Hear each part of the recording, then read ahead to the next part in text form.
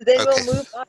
We'll move on to Rick Nuttall, who's in Bloemfontein in the Free State of South Africa, and he's going to be telling us about biomapping in the Free State during the winter months and what he's been finding there during the winter. Thank you, Rick. Great. Thanks, Megan. Hi, all my good friends all over the place. Great to see you all, and great to be a part of this. This presentation of mine was originally scheduled to be done way back in the winter. I think it was the beginning of August, and so it's very brief, but it was it just showcases a little bit of the challenges that we experience here on the South African Highveld in winter, when conditions can be quite bleak and biomapping becomes quite a challenge. So again, as all the speakers have shown this evening, and I think it's a great thing just to give context to where we are. There you can see the red arrow points to the area that I went out into the field, the area where I went out into the field, you know, for the subject matter of this little very short presentation. We have a long-standing monitoring project here called the CAR, the Coordinated Avifaunal Road Count, and we do this essentially, you know, in all of the parts of the country where large terrestrial birds such as cranes and bustards and storks and corons and the like are found. And this project has been going on for many years, and I've been participating for many years. So this was my day out. It was actually in early August, but it usually takes place on the last Saturday of July every year. The winter count, the summer count, takes place on the last Saturday of January every year. So I've been traveling this route 6 monthly for the last can't remember how many years, but for many years. And I thought I would just put together a few slides to show what it's like, what the conditions are like. So there's the area just southwest of Bloemfontein where I live, and I'm just going to give you a few habitat shots. This shows the habitats that I travel through on my count.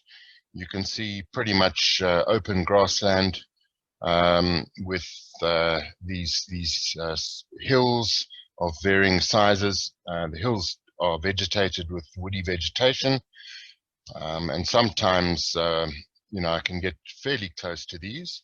So I make use of the opportunity on each of these days every 6 months to not only count the large terrestrial birds that is required of the coordinated avifaunal road count, but also to double up, triple up, quadruple up, whatever, biomap up to get as much out of the day as possible. So the camera goes along with me, and it's a great day out to just record whatever's around.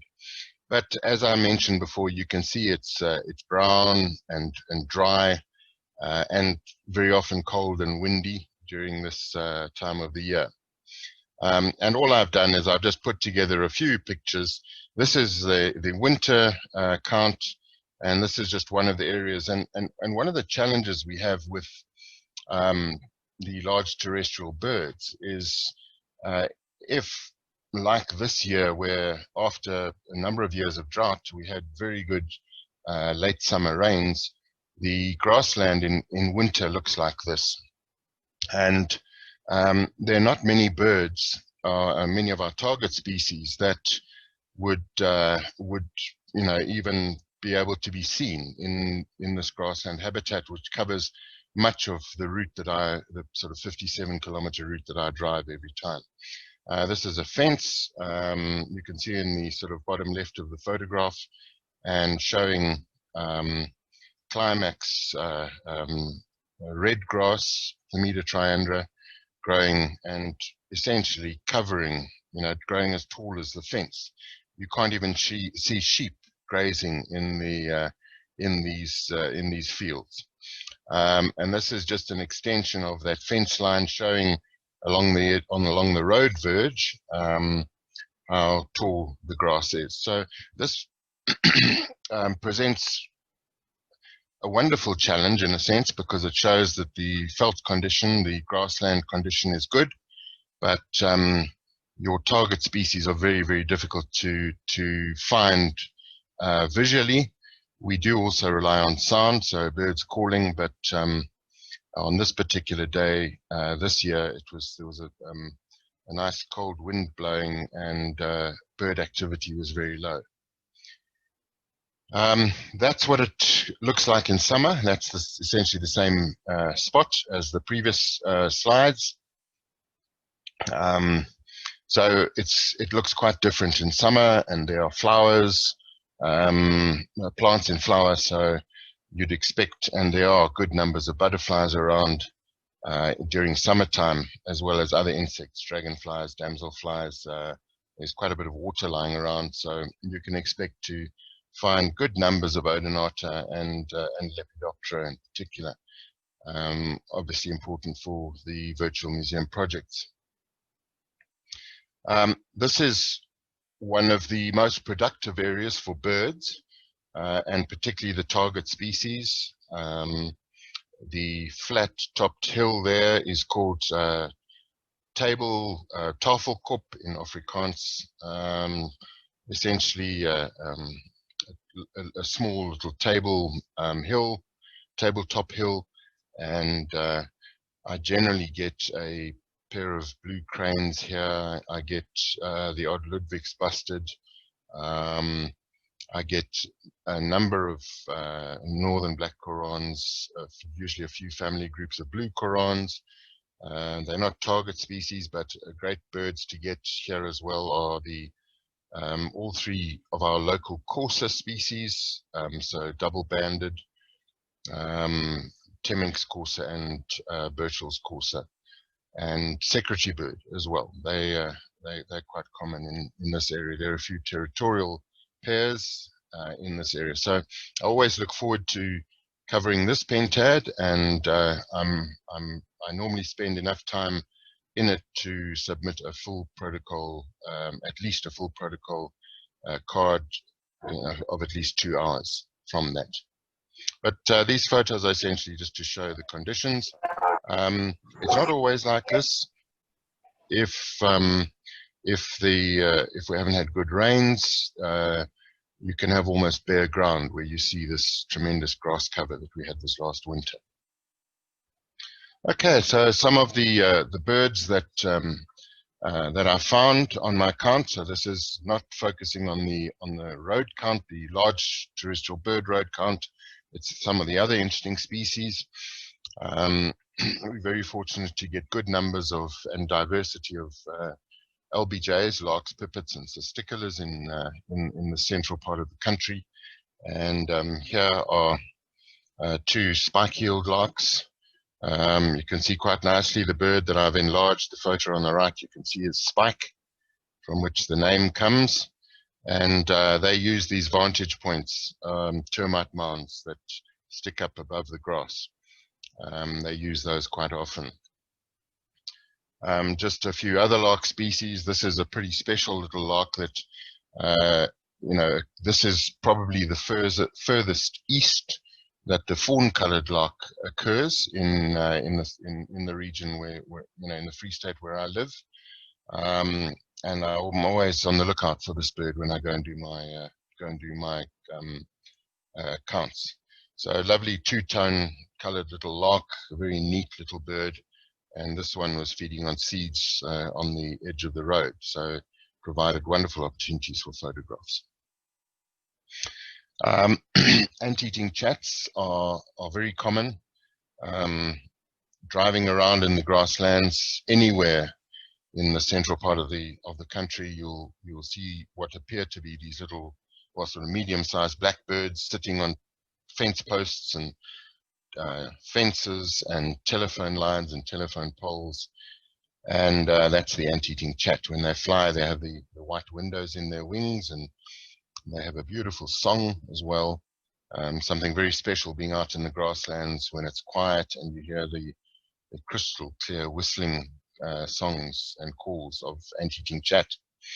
And then a bird that is that moves into these areas in winter is the sickle-winged chat, and that's the picture on the top right and on bottom center. These birds are not present in summer, and we think that birds are moving between the high altitude mountains of Lesotho, which border onto the Free State, the Drakensberg and the Maluti Mountains up in Lesotho, where these birds are present in good numbers in summer, where they breed, and then as the conditions, the temperatures drop and the conditions become more challenging for these birds, they move to lower altitudes in winter. And we see them in the in these grassland areas during the winter months. And what's nice about doing the count in summer and winter, traveling these routes, is that you get to see the seasonal differences in the birds that occur in these areas. So this was a very confiding little sickle-winged chat that was hopping around near the road in that tafel called pentad, that very productive pentad. It's always nice to see them. Another species that we see more in winter, and on the right-hand side here, is the short-toed rock thrush. The male shows a whitish crown and stunning birds. And these birds also are found more during the winter than during the summer months. And this is particularly the rock thrush species that we find in the more semi-arid to arid areas of the region. And then bottom left is another very confiding bird on the day was this Cape Longclaw.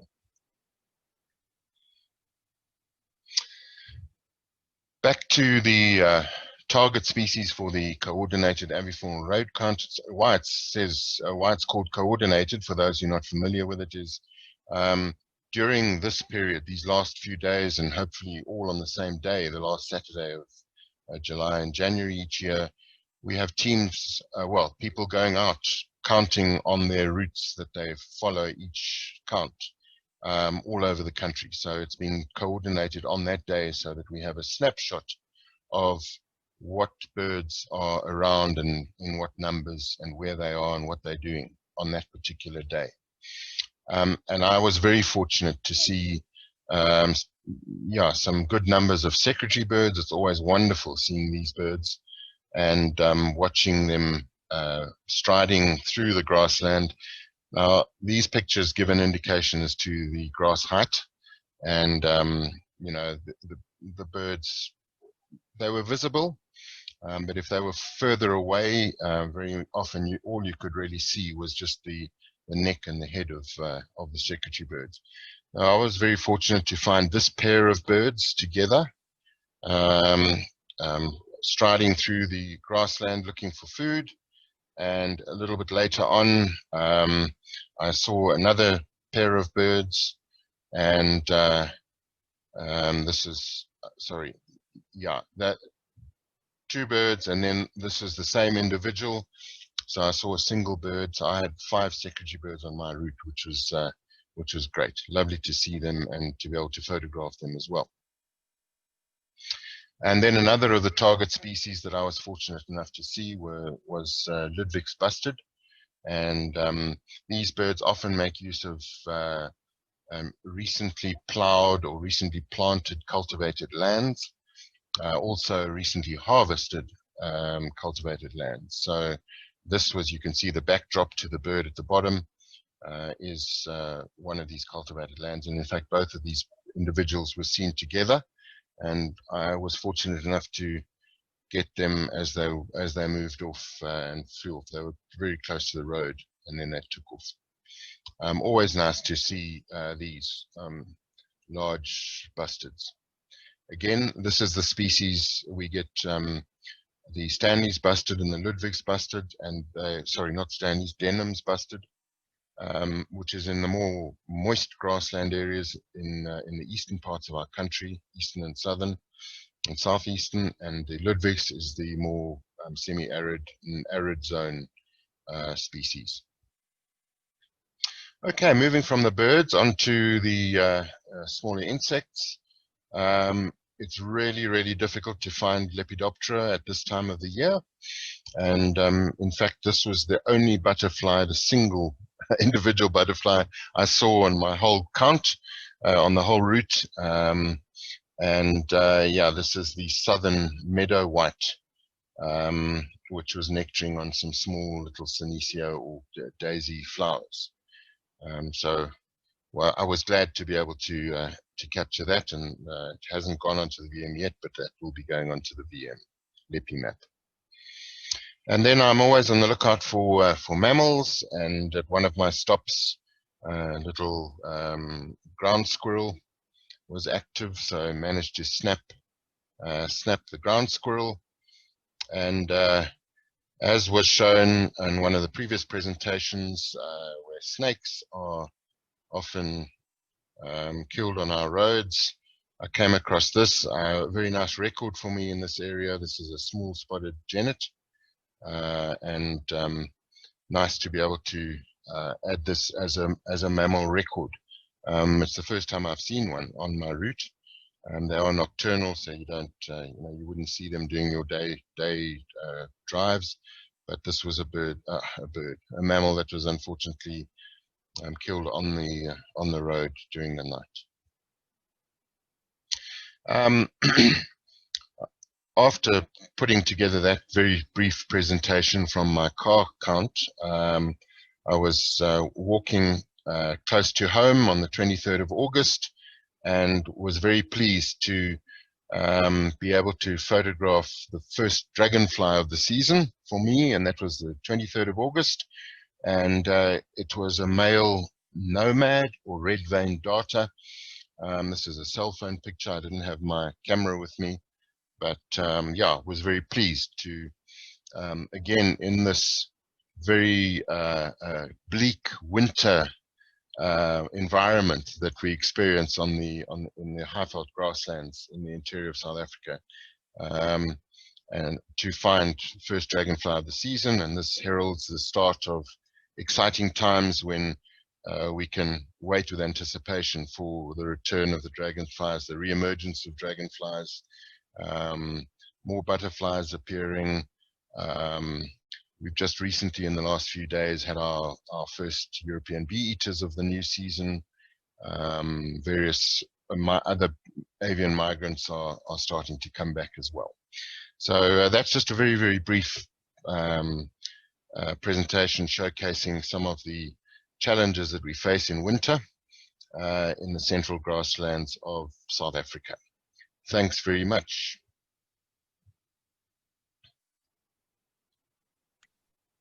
Thank you, Rick. That was really awesome.